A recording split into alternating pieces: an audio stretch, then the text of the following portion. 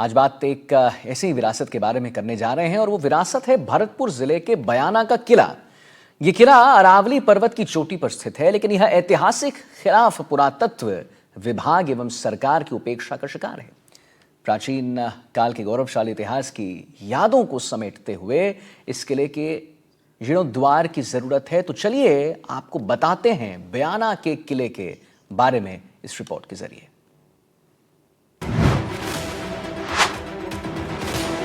बयाना एक काफी प्राचीन जगह है जो हमेशा से अपना खास ऐतिहासिक महत्व रखता है। फिलहाल में बयाना भरतपुर जिले का एक शहर है और भरतपुर से 48 किलोमीटर की दूरी पर स्थित है। यहाँ एक विशाल किला है जो प्राचीन है, साथ ही काफी बड़ा भी है। आपको बता दें कि बयाना किले का संबंध बाणासुर से भी रहा है, इसलिए बयाना को बाणासुर की नगरी के नाम से जाना जाता है। इस किले का निर्माण बाणासुर के द्वारा करवाया गया था, लेकिन बाद में इस किले का पूर्ण तरीके से निर्माण राजपूत शासक विजयपाल ने 1040 में करवाया था। इस किले के निर्माण में उपयोग की गई तकनीक और सामग्री इसे मध्यकालीन भारत के सर्वश्रेष्ठ किलों में शामिल करती है।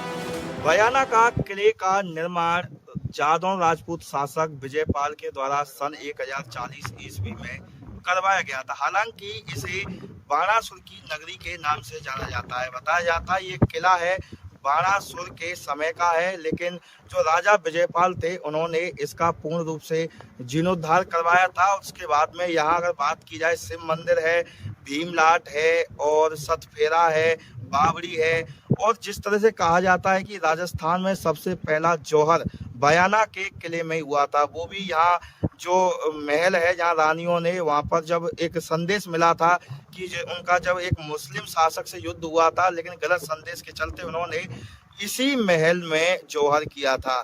लेकिन खास तौर पर देखा जाए, ये जो बयाना का किला है ये पर्यटन के रूप में उभर सकता है अगर पुरातत्व विभाग इसकी देखभाल ढंग से करे। आखिरकार इस महल में क्या ऐसी चीजें हैं या महल की क्या स्थिति है, आइए अंदर जाकर के देखते हैं। किले में प्रवेश करने पर कई विशाल द्वार और सुरक्षा दीवारें दिखाई देती हैं, जो इसे अभेद बनाती थी। किले के आंगन में स्थित उषा मंदिर, अंदर बनी हुई रहस्यमयी भूल भुलैया और गुप्त तहखाने आज भी रहस्य और पहेली बने हुए हैं। इस किले में बने कलात्मक महल, भीमलाट, विजय स्तंभ, बावड़ियां और चीन जैसी लंबी चौड़ी दीवारें आज भी सभी का ध्यान आकर्षित करती हैं। साथ ही आपको ये भी बता दें कि राजस्थान में सबसे पहले जौहर इसी किले में हुआ था। बताते हैं कि चित्तौड़गढ़ किले के निर्माण से पहले एशिया का सबसे बड़ा किला बयाना का था। स्थानीय लोगों और पर्यटकों की पुरातत्व विभाग और प्रशासन से यही मांग है कि इस किले की ओर ध्यान दे, जिससे न सिर्फ किले का संरक्षण होगा बल्कि किले में आने वाले पर्यटकों की संख्या में भी इजाफा होगा। इतिहासकार सुधा सिंह ने बताया कि यह किला करीब 5000 साल पुराना है। इसका जिक्र श्रीमद् भगवत गीता में भी मिलता है। बयाना किले में एक पहाड़ेश्वर शिव मंदिर है। बताया जाता है कि बाणासुर के द्वारा यहाँ तपस्या की गई थी। भगवान शिव ने बाणासुर की तपस्या से खुश होकर यहीं दर्शन दिए थे। साथ ही 1000 भुजाएं और अजेय होने का वरदान दिया था। ये शिव मंदिर आस्था का बड़ा केंद्र है और बड़ी संख्या में श्रद्धालु यहाँ दर्शन करने पहुँचते हैं। बयाना किले में शिव मंदिर के सामने पोली हवेली और तहखाना बना हुआ है, जहाँ राजा महाराजा अपने हथियार रखा करते थे। लेकिन तहखाना और इसके आसपास बने महल पूरी तरह से क्षतिग्रस्त हो चुके हैं। मैं बयाना के किले में मौजूद हूं और मैं फिलहाल शिव मंदिर में मौजूद हूं। इसे पहाड़ेश्वर शिव मंदिर के नाम से जाना जाता है। बताया जाता है कि ये जो शिव मंदिर है ये बाणासुर के समय का है। मैं अपने सहयोगी से कहूँगा, देखिए वो तस्वीर बताएं, और ये जो शिव मंदिर की तस्वीरें मेरे सहयोगी बता रहे हैं, यहाँ बैठ करके बाणासुर हैं वो पूजा अर्चना करते थे। मेरे साथ में कुछ व्यक्ति हैं, उनसे बातचीत कर लेते हैं। सर, पहाड़ेश्वर मंदिर है, कितना पुराना मंदिर है ये? सर द्वापुर का बताते हैं इसको, तकरीबन 5000 वर्ष पूर्व। कौन, बाणासुर के समय का है? हाँ, बाणासुर के समय का है। बाणासुर ने स्वयं पूजा की है और उसको पहाड़ेश्वर महादेव के नाम से जानते हैं इस मंदिर को। इस महादेव ने स्वयं दर्शन दिए थे बाणासुर। उसी समय से पूजा अर्चना चली आ रही है? उसी समय से पूजा अर्चना चली आ रही है। बीच में बंद हो गई थी, वो ये क्या मंदिर थोड़ा क्षतिग्रस्त हो गया था। अब इसमें जीर्णोद्धार हुआ है, मंदिर बढ़िया बन गया है। तो अब लोग, मेला भी लगता है? मेला लगता है सर, तो लोग बड़ी संख्या में आते हैं। हाँ, मनोकामना अपनी पूरी करने के लिए बहुत लोग आते हैं, हजारों लोग आते हैं। जैसे शिवरात्रि पे, सावन के महीना में बहुत भीड़ लगी रहती है यहाँ, बहुत लोग आते हैं। बिल्कुल, देखिए स्थानीय निवासी थे और इनका स्पष्ट कहना है कि यहाँ ये जो मंदिर है ये द्वापर युग का है। यहाँ खुद बाणासुर ने पूजा अर्चना की थी। भगवान शिव ने उन्हें साक्षात दर्शन दिए थे और उन्हें वरदान दिया था कि वो हमेशा विजय होंगे। अब बताया जाता है कि हालांकि बीच में पूजा अर्चना बंद हो गई थी क्योंकि मंदिर क्षतिग्रस्त हो गया था, लेकिन अब फिर से पूजा अर्चना है वो शुरू हो चुकी है। बड़ी संख्या में लोग यहाँ पूजा अर्चना करने के साथ अपनी मनौती लेकर के आते हैं और उनकी मनौती है वो पूर्ण होती है। मैं बयाना के किले के अंदर मौजूद हूँ और मेरे ठीक पीछे माल खाना या इसको पोली हवेली कहते हैं।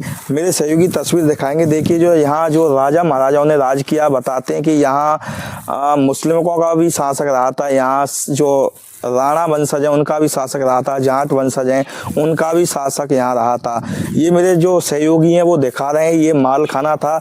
जो भी यहाँ राजा महाराजा रहे उनके यहाँ हथियार रखे जाते थे। और साथ में अगर इसकी बात की जाए, यहाँ के जो स्थानीय लोग हैं वो इसे पोली हवेली के नाम से जानते हैं, क्योंकि ये जो अंदर है बिल्कुल गड्ढा टाइप में है। देखिए मेरे सहयोगी तस्वीर दिखा रहे हैं, अंदर से बिल्कुल एक तरह से कह सकते हैं पोल है अंदर, और बाहर ये पूरा पट्टी या कह सकते हैं जो भी चीज है उससे ये पटा हुआ है। इसे भी बड़ी संख्या में देखने के लिए जो पर्यटक हैं वो पहुंचते हैं। किले में जो महल बने हुए हैं कह सकते हैं, मेरे सहयोगी तस्वीर दिखा रहे हैं। देखिए महल हैं या जो तय खाने बने हुए हैं, माल खाने बने हुए हैं, उनकी जो दीवारें हैं वो पूरी तरह से क्षतिग्रस्त हो चुकी हैं। जो पुरातत्व विभाग है इसकी देखभाल करता है, उसका बिल्कुल भी इस ओर ध्यान नहीं। आप देख सकते हैं कि जो ये ऐतिहासिक धरोहर है, लेकिन ऐतिहासिक धरोहरों का संरक्षण नहीं किया जाएगा तो आने वाली जो पीढ़ी है वो इनका सिर्फ नाम सुनेगी और इनको देख नहीं पाएगी। लेकिन अभी भी समय है, अगर पुरातत्व विभाग, जिला प्रशासन या राजस्थान सरकार इन महलों के जीर्णोद्धार के लिए काम करे तो कहीं ना कहीं ये जो ऐतिहासिक धरोहर है उन्हें बचाया जा सकता है। बड़ी संख्या में कह सकते हैं कि बयाना के किलों को देखने के लिए लोग तो आते हैं, लेकिन यहाँ एक तरह से सरकार के द्वारा या पुरातत्व विभाग के द्वारा कोई पहल नहीं की जा रही है। बयाना किले में एक रहस्यमयी बावड़ी है। बावड़ियों का इस्तेमाल पीने के पानी, कपड़े धोने, नहाने और फसलों की सिंचाई के लिए किया जाता था, लेकिन अब ये बावड़ी पूरी तरह से झाड़ियों और पेड़ों से ढकी हुई है। अभी तक इसका कोई अंदाजा नहीं लगा सका है कि इसकी लंबाई कितनी है।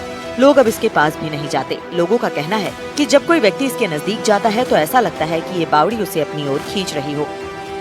बयाना का जो किला है उसके ठीक हम बाहर हैं, यानी कह सकते हैं दीवार पर मौजूद हैं, और यहाँ एक बावड़ी है। बावड़ी का मतलब होता है, जो बावड़ी है वो एक चौड़ा और कुआं टाइप में होती है जो भूमिगत पानी से जुड़ी हुई रहती है, यानी जो पानी आता है वो भूमिगत होता है। मैं अपने सहयोगी से कहूँगा अगर वो तस्वीर दूर से ही दिखाएं तो ठीक है, क्योंकि देखिए ये जो बावड़ी है मेरे सहयोगी हैं वो तस्वीर दिखा रहे हैं। यहाँ हम पास से भी दिखा सकते थे, लेकिन एक बड़ा रिस्की है क्योंकि रास्ता है नहीं। अगर रास्ता है तो बड़ा रिस्की रास्ता है, पहाड़ों के बीच में से है, और मेरे जो सहयोगी तस्वीर दिखा रहे हैं वो काफ़ी ऊंचाई पर मौजूद है, पहाड़ की चोटी पर मौजूद है, वहाँ से वो तस्वीर दिखा रहे हैं। बताया जाता है कि ये जो बावड़ी होती थी वो पूरे जो महल में जो राजा महाराजा रहते थे, सेना रहती थी, उनकी पानी की पूर्ति करती थी। कुछ मेरे साथ में स्थानीय लोग से बात करते हैं। घनश्याम जी, बावड़ी है, क्या रहती है बावड़ी? वैसे सीढ़ी बनी हुई है चौड़ाई में, ठीक नीचे तक पानी भरा है उसमें।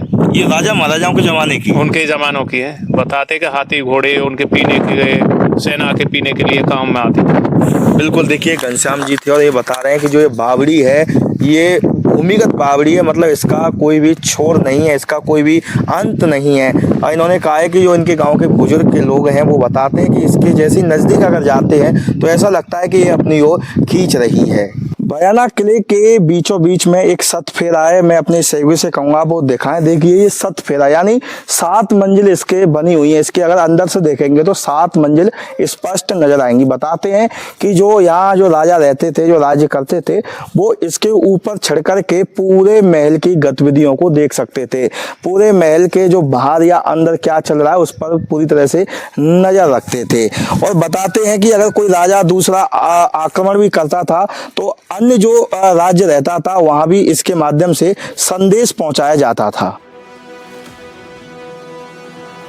बयाना किले के अंदर लाल पत्थर से बनी एक ऊंची लाट यानी कि मीनार है, जिसे भीमलाट या विजय स्तंभ के नाम से जाना जाता है। राजा विष्णुवर्धन द्वारा पुंडरीक यज्ञ के समापन पर इस स्तंभ को बनवाया गया था। भीमलाट के सामने एक लोधी मीनार या सतफेरा भी स्थित है। इसका निर्माण शाह इब्राहिम बिन सिकंदर बहुल शाह ने लाल बलुआ पत्थर से करवाया था। बताते हैं कि इसके अंदर 7 मंजिलें बनी हुई हैं, इसलिए इसे सतफेरा कहा जाता है। यहाँ जो भी राजा राज्य करता था वो इसके ऊपर से महल के आसपास के साथ पूरे क्षेत्र का नजारा देख सकता था।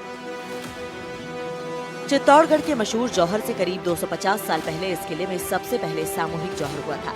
जानकारी के मुताबिक महाराजा विजयपाल का 1045 ईस्वी में अबू बकर शाह कंधारी से घमासान युद्ध हुआ था।